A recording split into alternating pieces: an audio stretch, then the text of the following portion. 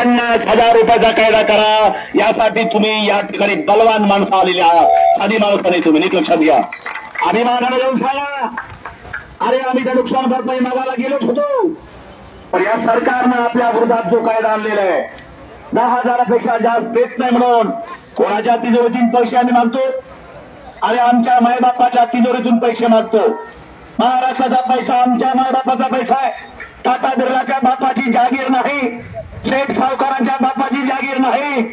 पण ते आपल्याला कधी कळू देत नाही भावांनो.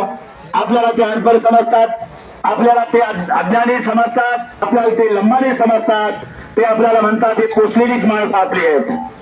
त्यांना दारू पाजलं, मटण खाऊ घातलं, काम संपलं.